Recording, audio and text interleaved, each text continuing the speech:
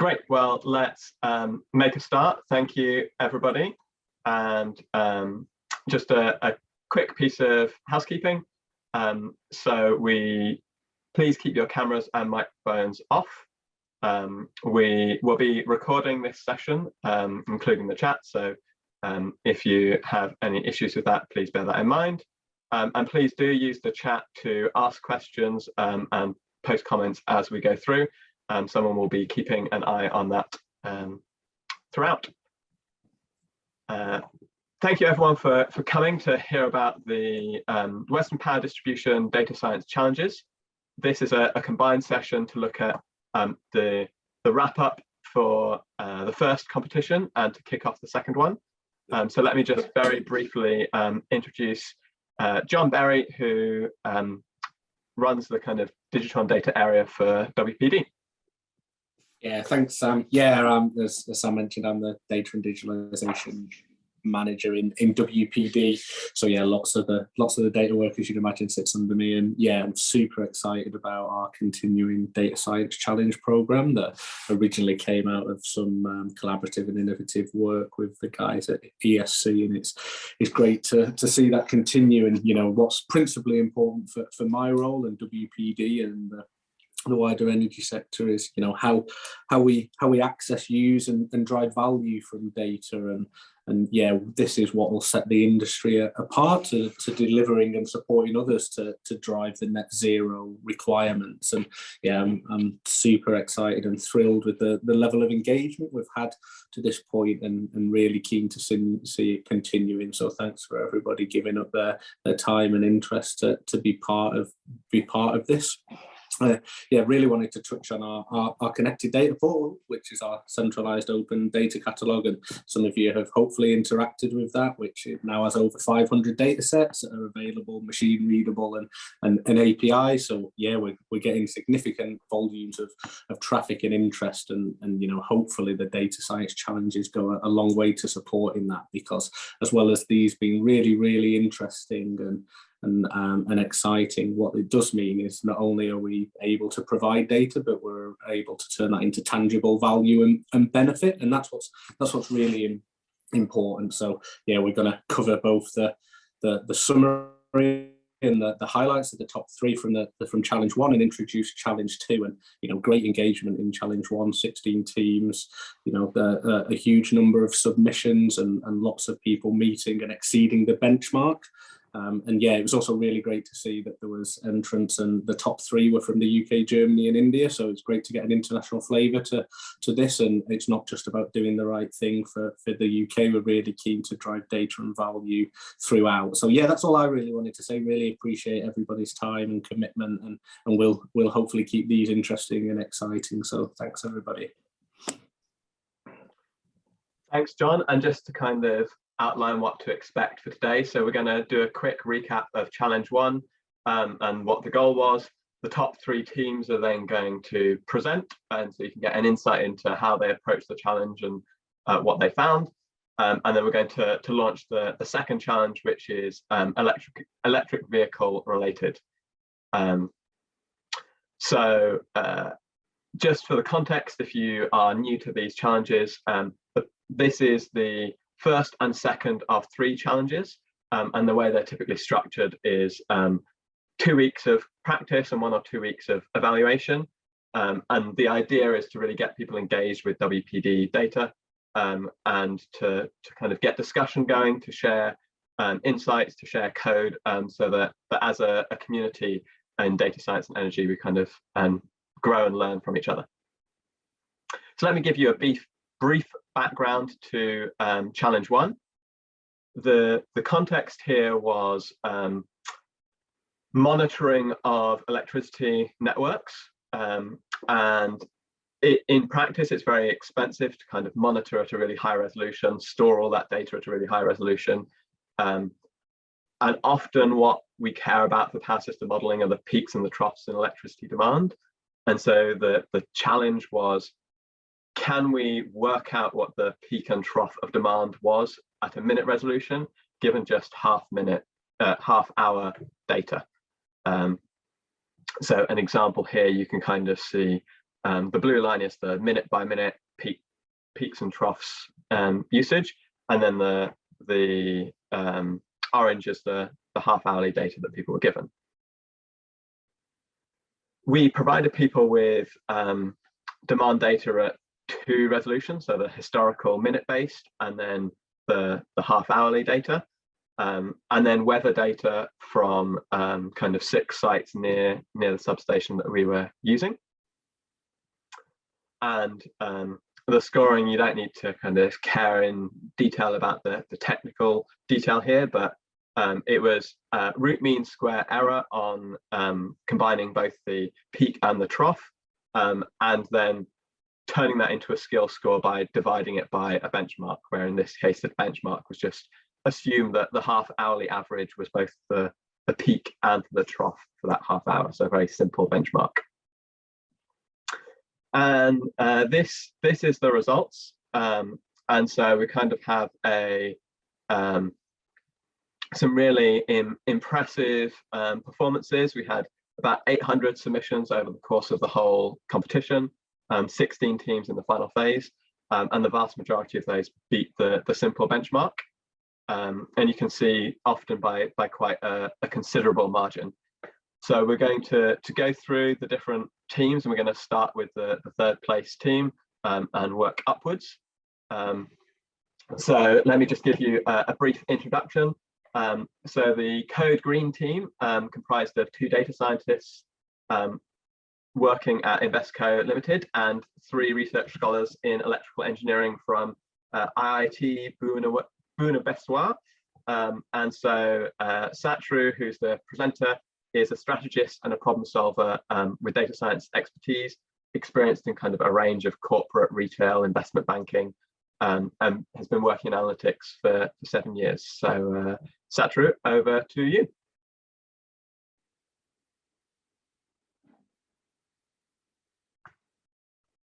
Thank you, Sam. Let me share my screen.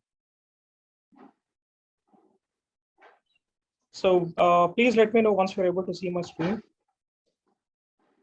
Yeah, we can see that. Yeah. So anyways, Sam has given the introduction. So let me start presenting. So this is the workflow. We've started with EDA, exploratory data analysis, and then data pre-processing, and then feature engineering, creation of multiple features from just one column that we have the value, and then training, testing, and validation of the baseline model, and then optimization. So this is the workflow, and let me start with EDA. So for demand data, we have we try to visualize part of the data, and we can see just from the visualization that there seems to be some kind of seasonality in the data. And we've plotted the histograms, and we understood like, okay, there is what do you call a lot of skewness in the data. So but one positive point is the value max and min are a bit correlated kind of, and we can have or we can go with a good estimate of the scores.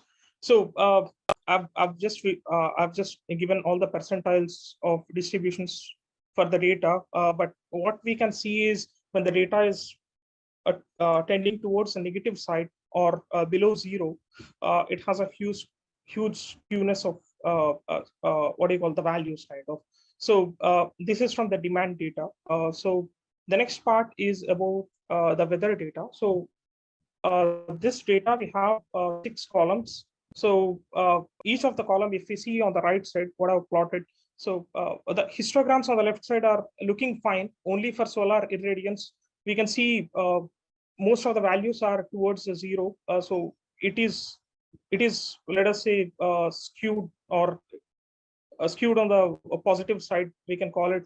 So on the right side, we can again see from the line plots that we plotted, there is a kind of seasonality. If we try to plot for a longer period of time, we can see seasonality even in wind speed and let us say humidity and all other features as well. We can see only the top first 2 features having some kind of seasonality for shorter durations, right? So yeah, what we have done here is like we have hourly data for weather.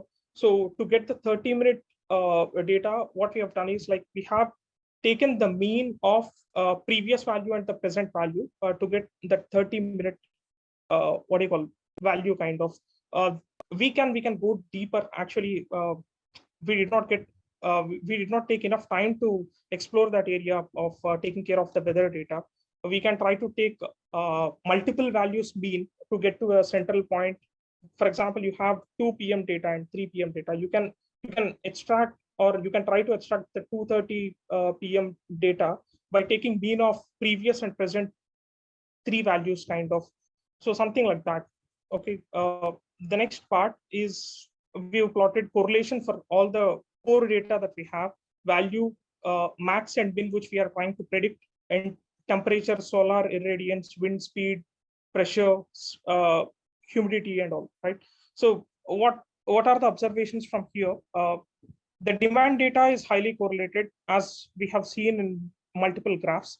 Solar irradiance has high negative correlation with the demand data. So this might be a good sign in predicting the what you call demand data max and min values, right? Wind speed has almost no correlation with the demand data, and temperature and humidity have high correlation. So this is about the correlation part. Again, what we would have done better here is like we would have used predictive power score. I've seen an article around 4 or 5 years back, and I've used, I don't know, maybe 4 years back about predictive power score. So this is using decision tree to find what is the relationship between two variables kind of. So we would have used predictive power score, but we did not use in this experiment kind of, right? Just I wanted to mention that. And I'm going to mention multiple experiments that we've tried and we failed as well. So data pre-processing. So there are not major number of missing values for the given period. We have all the values, but we have outliers kind of, right? So what we try to do is like I previously mentioned, for weather data, we have taken mean of present and previous values to get the 30-minute value. And for anomaly detection, we try to use autoencoder based anomaly detection, right? And after detecting the anomalies, we try to treat in multiple ways kind of, as well as we try to get the anomalies using IQR based technique, which is taking the 75th percentile and adding 1.5 times intraquartile range. And similarly, what do you call, subtracting from the 25th percentile, right? For extreme outliers, what we have done is like we try to take last n values moving average, and we try to impute with that. We tried simple imputation techniques as well, like taking the max of last few values and min of last few values, which are obtained from IQR based technique, IQR based anomaly detection. So basically get that upper threshold and lower threshold. So we try to replace with those values, right? So, and different kinds of experiments include, we try to predict for next 3 days. For example, we have data till August 31st for training. But what we try to do in feature engineering is we have taken the next values as well. So we have taken a shift of positive as well as negative. So we try to create features, previous values as well as future values. So the thing is, to get the future values, what we have done is like we try to forecast for next 3 days by obtaining 144 view records, because we have 48 records per day, say taking 30-minute data into consideration. And then we started feature engineering because we are taking future values as well, right? So experiment 2 is like training 2 models separately, one for the data which with outliers and one without outliers. And one more experiment which includes principal component analysis for dimensionality reduction and trying to reduce the dimensions and then passing to our model, final model, right? So coming to the feature engineering part, I know this is overkill, but this is how I've created. This is one of my wildest experiments in a time series, right? So we have created different kinds of features. One is date time features. So we taken a day of the week, which day of the week. So from Monday to Sunday, 0 to 6, and even we have assigned 0 to 6 kind of. Day of the month, which day of the month, day of the year, hour of the year. So these all are date time features. So which quarter, which year. So every feature has been created, and we have done one hot encoding on top of it. We did not consider it as a value. We have one hot encoded. So we just assigned ones and zeros, true or false kind of. So next comes seasonality features. So we've done additive decomposition and multiplicative decomposition for a range, in the sense it's not just once we have done, but we have taken multiple periods into consideration. So we have taken a range of 3 to 90, and we have split the value into 3 parts: seasonality, trend, and residual kind of, right? And then while doing this, we have done min-max scaling at the time of creation itself, because we didn't want huge deviations in the data, right? So next we've created statistical features, which are we have value column. So we've tried to create an exponential of each value, logarithmic of each value, log value of the log values which are created, cumulative sum, previous values 1 to 240, and the future values 1 to 120. So for creating the future values, I've already mentioned that I tried to forecast next 144 values, and then I tried to take these future values into consideration. Then we have taken rolling mean, expanding mean, rolling median, standard deviation, and variance as well, right? And we have taken rolling quantiles as well for creating all these statistical features, right? So next comes the weather data features. We have created very similar kind of statistical features for weather data. As of now, what we have discussed is for demand data, and similarly we have created for weather data. So previous values, future, rolling mean, median, mean, median, standard deviation, and variance, ranging from 2 to 96, something like that, right? So this is about the feature engineering part. So we have created around 3,500 features for approximately 3,800 features for demand data and 3,300 features for weather data, right? And then we have taken the data into 10%, 90% train and 10% test data. And in second phase, we have taken that August data into as a validation kind of, right, which was released later on. So initially, we were trying to do this 80-10-10 split kind of training, testing, and validation. Once we thought like the model is good, that is when we have taken even August data into consideration for training, and then we tried to predict for September, right? We have used standard scaling while scaling the training features, and basically we tried multiple models, but I just wanted to mention here which actually given good results. I didn't include XGBoost because it has taken a lot of time, and I just stopped the model, taking light GBM into consideration. So we tried with random forest Keras based neural network and light GBM model. We have light GBM regressor, right? So light GBM algorithm, we tried optimizing using Optuna library in Python, and we tried k-fold validation, cross-validation, and randomized search cross-validation techniques, right? So this is about the model and optimization. So I have just visualized a few of the top features that we've got while trying to predict the values. So post model, these are the top features that contributed to the model, right? So exponential of the value, logarithmic of the value, and value and its additive residual. So when we try to decompose the time series, we've got a residual for three period time period decomposition kind of. So we have taken 3-value time period decomposition. So that came in the third place kind of. So these are the weight distributions for while predicting max and min, right? So these are visualizations of some of the top features. I'll just move to the next slide. So performance analysis, most of us know that light GBM is really light and it has this vertical traversal method as compared to the other models, and it trains faster and gives almost the same accuracy kind of.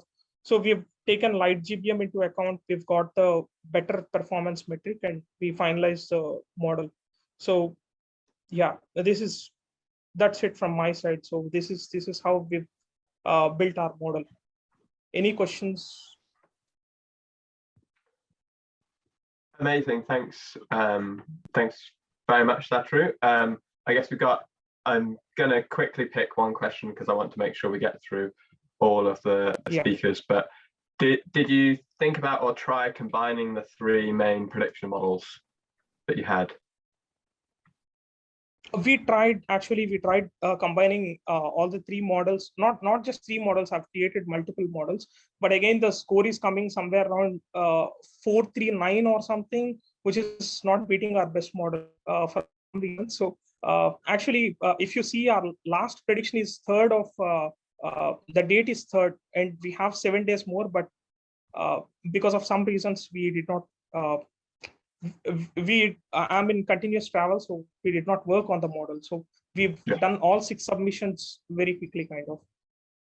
Great, well, thanks very much. And that is really interesting to hear the detail behind that. Thank you.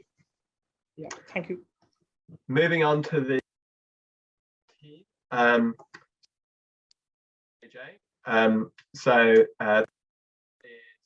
Wang, who's currently pursuing a PhD degree at Imperial College, working on data-driven smart grid techniques. And he obtained his master's degree at the Department of Earth Science of Imperial College and the bachelor's degree of computer science from Beihang University in China. So Wang, whenever you're ready, pop your slides up and looking forward to hearing what you've got to say. Yeah, thanks, Sam. Can you see my screen now? Yep. Okay, thank you. So hi, everyone. It's my honor to have the chance to speak here on behalf of Team WOJJ, supervised by Dr. Fei Teng. I am Jiarui Wang, and my teammates are Wang Kunxu, Olenka Ayo, and Jemima Sophie Graham. All the team members are from the control and the power group of Imperial College. So I'm going to talk about the data pre-processing procedure first, because the performance of our models significantly depends on these pre-processing procedures. We only utilize the half-hourly demand data at the staple growth and the hourly weather data of the nearest weather station. We interpolated the weather data into half-hourly with linear interpolation to cope with the demand resolution. Datasets of other power stations and the weather stations was not used to train our best model because we found non-convergence when training with multiple power station data.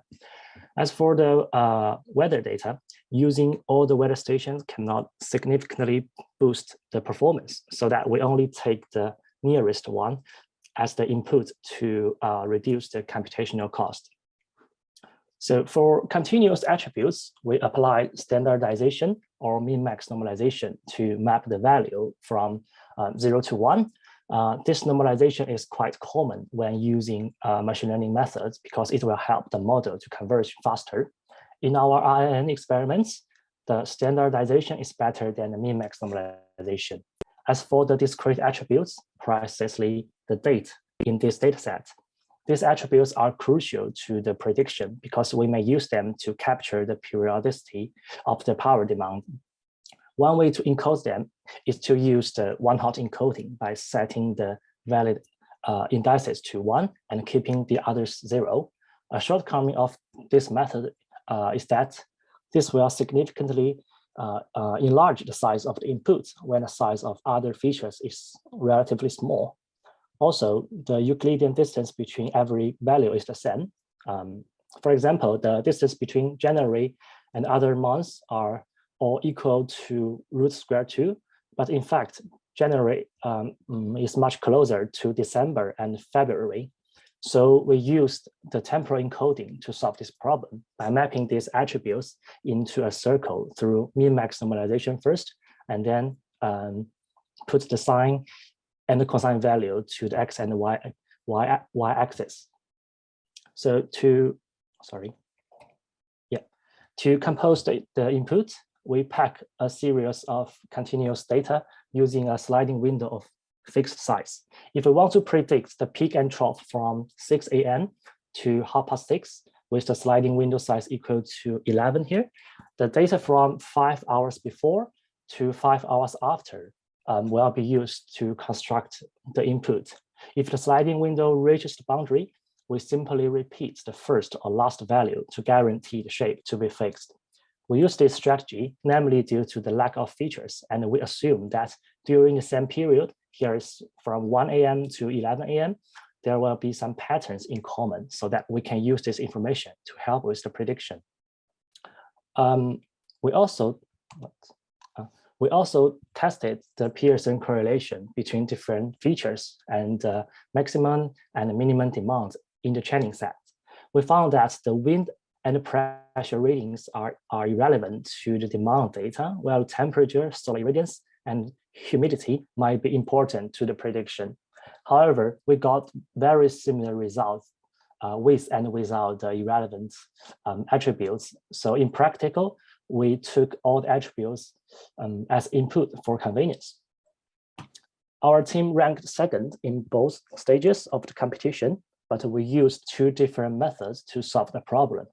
In the first stage, we used recurrent neural network-based techniques for the prediction of the August data, while in the second stage, we found the task is much more difficult than the first stage. The mean square errors of July and September are significantly higher than that of August. Since we only have 6 chances of submission in the second stage, we use the errors of July as a reference for evaluating the capability of the model generalization. So our best model at the first stage is the recurrent neural network with gated recurrent units. We first set the size of the sliding window to 7, which means the sequence for the recurrent unit to process is of length 7. We pack the demand data and interpolated weather readings as the input, and the output is just the peak and trough labels. After processing the sequence by recurrent units, we concatenate all the hidden representations and use a fully connected layer to extract the information from them. And at last, another fully connected layer is served as the output layer to estimate the peak and trough. We also tried simple recurrent unit and ARSTM, but found the GRU is the best one. Also, GRU is much faster than the ARSTM, and we got 0.409 skill score in the competition of the first stage, but we can spot overfitting based on the training and testing errors. One potential improvement may be using the attention mechanism to the hidden layer. So in the second stage, we didn't use the August data to train the model because we found no improvement on the dataset of September. After a few submissions using the RNNs and other deep learning methods, the skill score on the testing set is still very high, but the training errors become lower. Then we realized that maybe our model is so complicated that it's severely overfitted.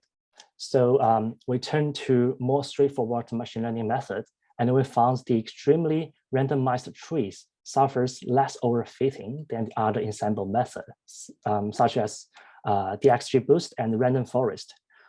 This method randomly selects a feature to split the same as the random forest does, but it chooses a feature value randomly instead of looking for the most discriminated thresholds. It will reduce the variance, but increases the bias. We also set the minimum number of samples required to be at a leaf node to be 2, because if the number is 1 by default, we will get a 0 training loss.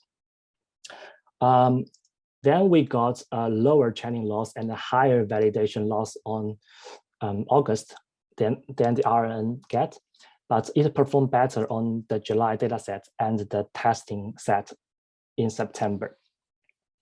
We also tried different methods such as lasso, fractal interpolation, and other deep learning methods. The code and details will be published on GitHub before next Tuesday. So yeah, I think that's all I want to share. Thank you. Fantastic. Thank you very much. That again, right, really interesting to see the variety of techniques that you used and the switch in methodology over the course of between the two phases.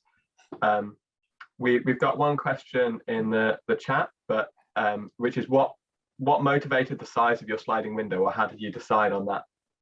Oh, well, the final size we use is based on our experiments. So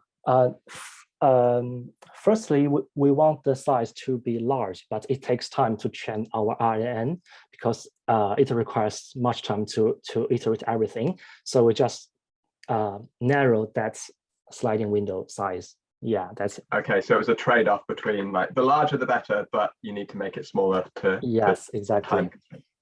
Great, really interesting. Thank you very much. Yeah, thank you too. So now we have the winning team, which was Load Forecasting Crew Essen. And so Florian Ziel has been an assistant professor of environmental economics at the House of Energy Markets and Finance at the University of Duisburg-Essen, Germany. He received his MSc in statistics from University College Dublin and his diploma in mathematics from Dresden University of Technology, and his PhD on forecasting and energy markets from the European University Viadrina in Frankfurt-Oder. His research interests include data analytics with applications to energy markets and systems. So Florian, well done for you and your team for winning the challenge. We're really interested to hear how you did it.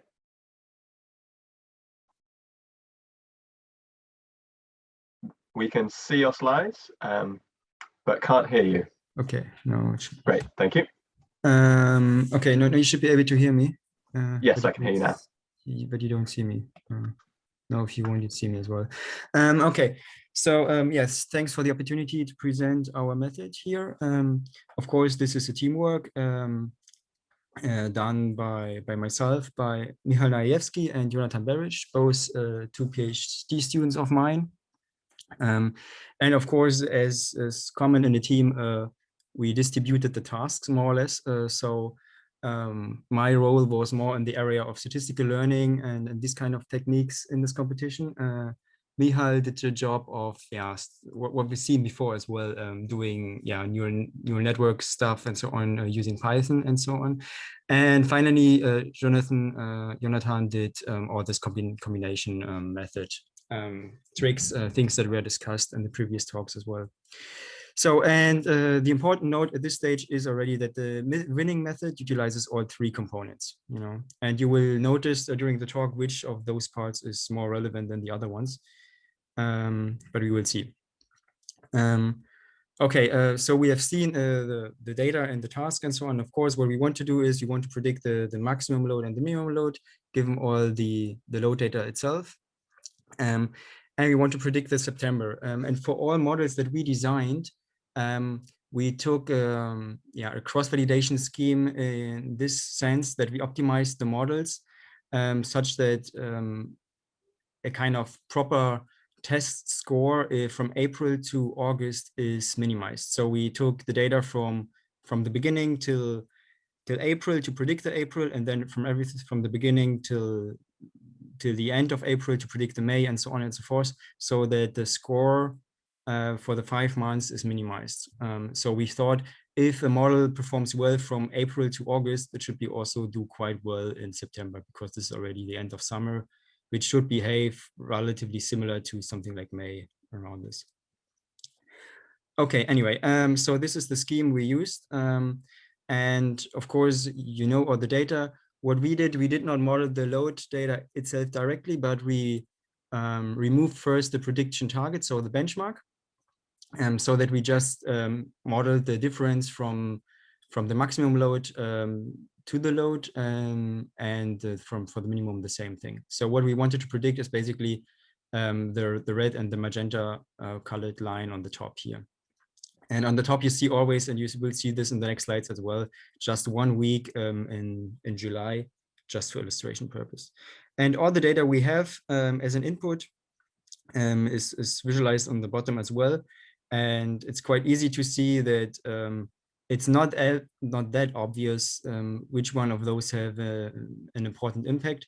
At this stage, we thought just by eyeballing the data that especially solar irradiance is important, because if you look here, you see here higher values there, here lower values, higher values. And if you look here at solar, you basically see the same pattern. So the first impression is that solar is important. And this also makes sense if you think about PV and all these things which PV makes to the electricity grids. Yeah. Okay. So how we started. So we started initially with a high dimensional linear model. So this was my part. We just did standard procedures as I used them in other load forecasting competitions. So we used lag loads with positive and negative lags, which is basically something similar to the sliding windows we have seen before. We used seasonalities, daily, weekly, annual, all weather inputs. We also tried the load information from the other stations. And then we tried ReLU transformations to check for nonlinearities in the data. So just manual feature space extension. And then we tried, of course, as well, interactions with seasonality. So if a certain effect varies over time, so if a certain, say, solar effect is more distinct in summer than in winter and so on, to allow for those things. And from evaluating those models, we got a few conclusions. We noticed that the lag load is very important, especially in the neighborhood of our target. So plus minus a few hours, which is what we've seen in the previous talk as well. And we saw high importance of those ReLU transformations. So one, that nonlinear effects are clearly present. Furthermore, we also noticed that the daily and annual seasonality is relevant, the weekly one, not that much. And we also noticed that the weather variables have some effect, but at this stage, it's not that clear which one are very important or not. And we got best results for averaging all the weather inputs from all 5 stations that were available. So this is everything you see right now for the weather is just the average of the 5 stations. So afterwards, we also basically tried neural networks, standard MLPs with 2 to 3 hidden layers. We took all the features that we've seen before, which were treated as important, and did some kind of standard sophisticated hyperparameter tuning. We used OpTuner as well and tuned it in a kind of standard way. And then we got the first results, and basically the linear model that you've seen in the previous slide, the lasso-based linear model, and the MLP had only moderate performance. So on the first one on the leaderboard, we were around position 10. So we were a bit disappointed at this stage, and we thought, well, we have to investigate even more. But from theory, we know that there are not many, so there can't be many reasons why we were not in the first position, say, for the August score, but why we were just lagging behind. For the linear model, the main reason is likely that the higher level depth nonlinearities, so high nonlinear structures in the data we're missing and not modeled here. So this is one reason. And for the MLPs, of course, they can tackle all complex nonlinearities theoretically, but maybe they did not find a good local minima, or we had bad feature engineering for the neural net. So these 2 reasons, or these reasons could be addressed for the MLP. And so what we started first is to look at, again, at data analysis on the data. And what we did then is we basically looked at this plot. And I think you can learn a lot from this plot. You see here the top, the maximum, this is what you want to predict. And you see the scaled, oh damn, the colors are inverse. So the black line is the load. This is a scaled load data. We just scaled it here to make it on one graph, and so that you see the differences. And it's quite easy to see, or what means easy, but if you look at those things, you notice, well, when you have large changes here in those structures, you also have those peaks in the load values and the maximum and minimum. So whenever you see large changes going on in those structures of the load, then you see that the maximum and minimum are having their peaks. So, and of course, basically measuring changes, how to do this is just taking the second derivative of the load data itself. So when you have a peak, then the second derivative has always a high value, either upwards or downwards. And this is what you see here with the blue line. So basically the second discrete derivative of the load data. And if you just look at this, it's quite easy to see then whenever this blue peaks are active, you're having high maximum and minimum values. During the night, you have almost nothing. And so you're keeping in there. And then again, you see here higher values. So you have kind of smaller values here and higher values there. You're getting the peaks. And this was then an important observation that we made afterwards, that the load data, or the second derivative of the load data, is very important to explain the data. Yeah, and furthermore, we still continued with to think that solar is quite relevant, because again, if you look here, solar, you see high values there, small, high, seems to be quite okay in this interpretation. Okay, with the information on the second derivative on the load, we started to go for more complex models. So we took GAMS, generalized additive models that also won other load forecasting competitions. And they are quite effective because they are basically automative, high dimensional linear models, where you explain your load, for instance, by just other components, and here just one depth nonlinearities, so a function depending just on the load, a function just depending on the second derivative on the load. And if you just estimate such a simple model, you get those functions f1 and f2 fitted, and you see the corresponding functions, you see even the uncertainties and so on.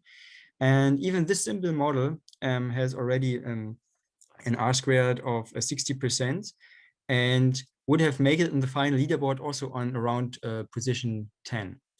And what I can spoil here already is, so if you take a GAM and you add the correct components, you need just around 10 to 20 components correctly chosen to make it on the first position on the leaderboard. Yeah, so we are able to design an interpretable model which is highly competitive.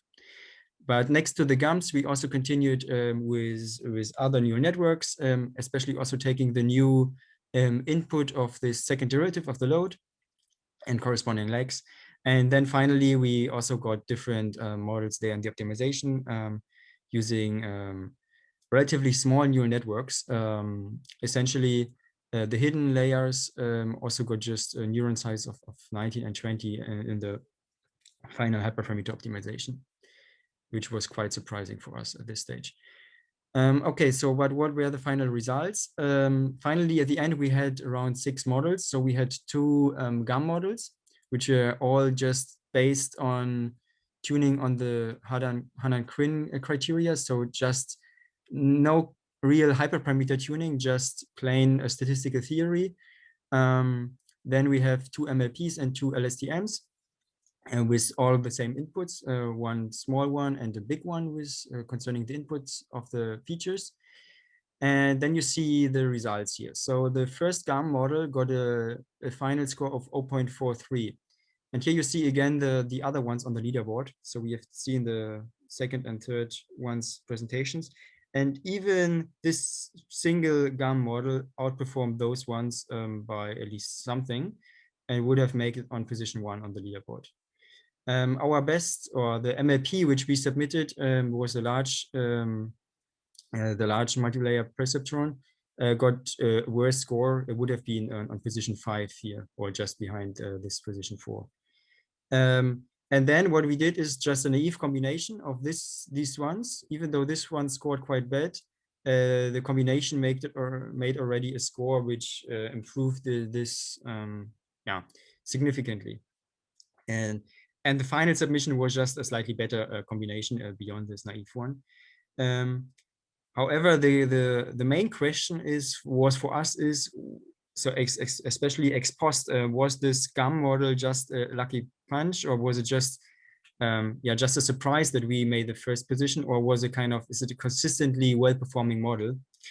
And to understand this, we took the models and looked at their so we really did proper, we recalibrated the models just with less data, taking all the data till June, and predicted the June in 20, and then the same for the next months and so on, and looked at the corresponding scores.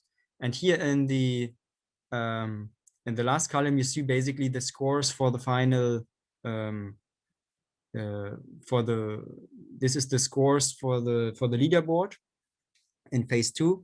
And you see here this 0.43 something, this is basically the GAM model that I just mentioned. And the corresponding large MLP is here.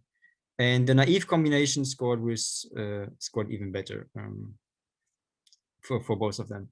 And when you look at those values, then you notice, well, in average, the neural networks were even performing slightly better than the GAMs.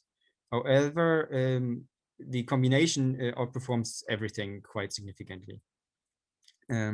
So this was quite important for us to notice. However, what we noticed as well is that if we look just at the performance of the maximum, then the MLPs were clearly better. Whereas for the minimum, the GAMs seem to be better here. Yeah.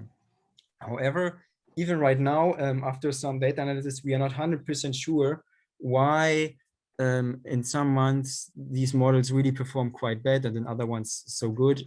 It's really difficult to notice or to understand the behavior of the corresponding models.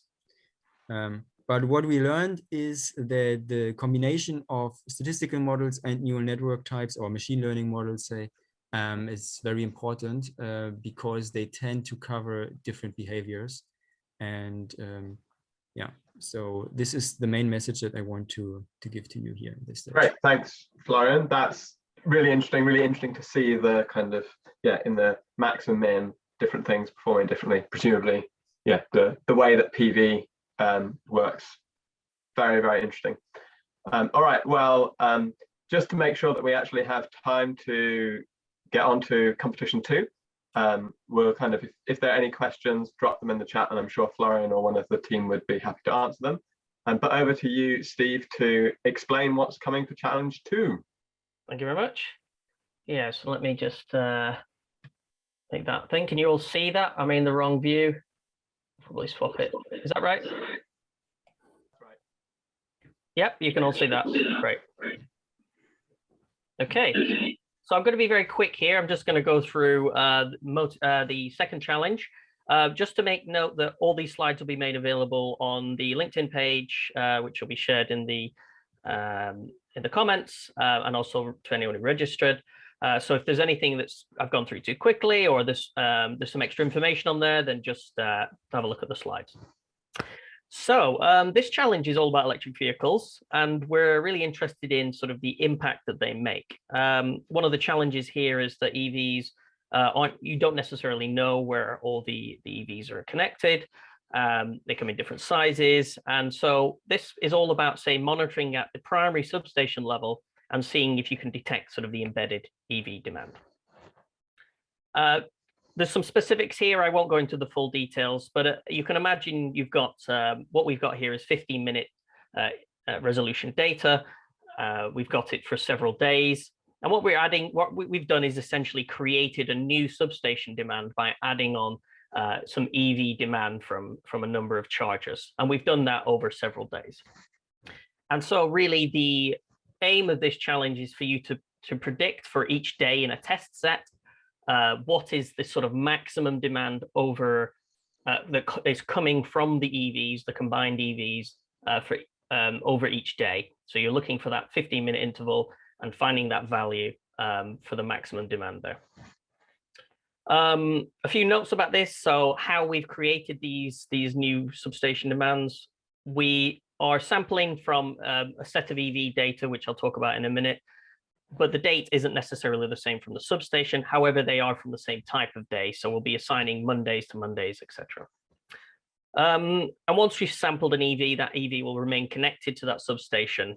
So you'll know that once it's there, it'll be there for the rest of the test set. And then each day of that test set, we'll be adding new EVs, or at least there's a high chance we'll be adding new EVs. There might be cases where there'll be no changes. And also we may sample multiple times from the same EV. So that's just the setup of how we do the problem. To give you a little impression of what we're actually asking here. So what we have is originally the demand would have been this green figure.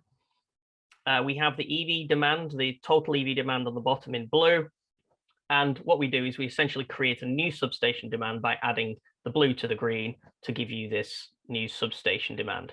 And so that is the red one is what you're going to actually get. And what we're asking you to predict is to predict the maximum contribution from the EVs on each one.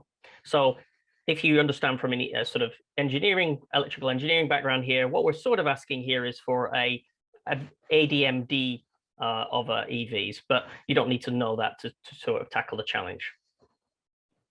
So how are we going to score it?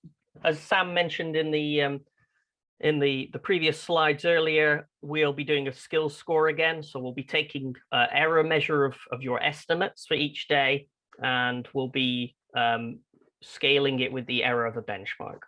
So in this case, the benchmark is going to be calculated very simply by assuming that the demand before that 8-week period is the same throughout there. And then we can take the difference between those, and that'll be your EV demand, and then you can easily calculate the maximum. Okay, so a little bit about the demand we're going to be sharing. So the main set is going to be a quarter hourly historical demand for just over 2 years, just under 2 years worth of data there. And that's just going to be similar to what was shared in the first challenge. So if you've already taken part in challenge 1, you'll understand the format of that. And then also we've got a modified demand data, which I mentioned, where we add EVs onto that. And that's an 8-week period that follows the demand data. All of this is in UTC timestamps, so there's no need to do any corrections for daylight savings, although understand that demand behavior may change based on the shifting of timestamps. And we've got lots more detail on the Coda Lab pages, so they'll be shared in the chat as well from my colleagues, Chris and Sam. Here's an example of the demand data. So as usual, there'll be sort of these cycles in the data. There'll be periodicities at weekly and daily levels and that sort of thing.